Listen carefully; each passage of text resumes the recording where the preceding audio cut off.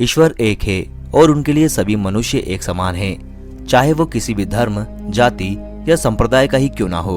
उनके लिए सब उनके बच्चे हैं। इसलिए बच्चे चाहे जितनी उदंडता करे वे उन्हें क्षमा कर देते हैं।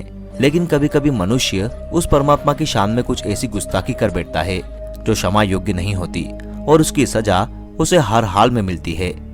ऐसी ये घटना घटी कर्नाटक के मंगलुरु में स्थित स्वामी कोरगज्जा मंदिर में। कर्नाटक के मंगलुरु में स्वामी कोरगज्जा को लेकर स्थानीय लोगों के मन में असीम आस्था है।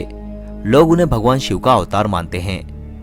यह आज से 3 साल पहले हुई वास्तविक घटना है, जब कोरगज्जा के मंदिर में कई अभद्र घटनाएं हुई। हुआ ये कि जब साल 2021 की जनवरी में मंदिर की दान पेटी खोली गई और मंदिर की पेटी के अंदर से जो निकला उसे देखकर सबके होश उड़ गए। किसी को कुछ भी समझ में नहीं आ रहा था कि आखिर भगवान के मंदिर में ऐसा घृणित कार्य किसने किया और क्यों किया होगा। दरअसल मंदिर की दान पेटी में एक यूज्ड कॉन्डम निकला था, जिसे देखकर वहां के पंडित और भगवान कोरगज्जा के भक्त काफी दुखी और क्रोध से भरे हुए थे, जिसके बाद से वहां हड़कंप था और लोगों ने इस कृत्य के आरोपियों को जल्द से जल्द पकड़ने के लिए पुलिस थाने में कंप्लेंट की। लेकिन ऐसे घृणित वाकये के बावजूद पुलिस आरोपियों को ढूंढने में असमर्थ थी। निराश श्रद्धालु लगातार कोरगज्जा भगवान से ऐसे विधर्मियों को सजा देने के लिए प्रार्थना कर रहे थे। कुछ दिन बाद भगवान ने अपने श्रद्धालुओं की सुनी और ऐसी स्थिति पैदा हो गई कि विधर्मी स्वयं मंदिर में आकर माफी मांगने लगे। एक दिन जब पंडित रोज की तरह भगवान की पूजा अर्चना कर रहे थे, तभी अचानक दूसरे समुदाय के 2 लड़के मंदिर में आए। वो पुजारी के सामने माफी के लिए गिड़गिड़ाने लगे।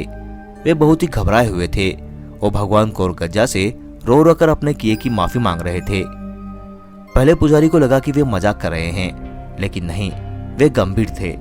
उन दोनों ने पुजारियों को बताया कि अपने साथी नवाज के साथ मिलकर उन्होंने ही कुछ दिन पहले मंदिर की दान पेटी में कॉन्डम डाला था। तब पंडित ने पूछा कि नवाज कहाँ है, क्या वो भी आया है? तब उन दोनों ने कहा, नवाज माफी मांगने के लिए जिंदा नहीं रहा। दान पेटी में कॉन्डम डालने के बाद एक दिन उसे खून की उल्टियां हुई, फिर पेचिश से उसके मल से खून निकलने लगा। अंत में वो अपने घर की दीवारों पर सिर मारते मारते मर गया। मरते समय उसने उन्हें बताया कि भगवान कोरगज्जा उन सब पर काफी नाराज है और अगर वे माफी नहीं मांगते तो उन सब में से कोई भी नहीं बचेगा।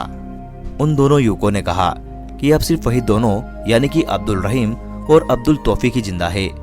लेकिन वक्त बीतने के साथ रहीम को भी खून की उल्टियां शुरू हो गई, बिल्कुल वैसे ही जैसे नवाज को हुई थी। इसके बाद दोनों अपने जान जाने के डर से घबराकर पुजारी की शरण में आकर माफी की भीख मांगने लगे। भगवान के सामने खड़े होकर दोनों ने सब स्वीकार कर लिया और दया की भीख मांगने लगे, जिसके बाद उन दोनों युवकों को पंडित ने पुलिस के हवाले कर दिया। इस घटना के बाद पुलिस ने भी माना कि ये एक रहस्यमय केस है, जहां आरोपियों को उनके किए की सजा स्वयं भगवान ने दी है। कोरगज्जा भगवान को लेकर लोगों का मानना है कि वे अपने न्याय के लिए जाने जाते हैं। उनके पास जल्द से जल्द फैसला आता है और दोषी को 100% सजा मिलती है।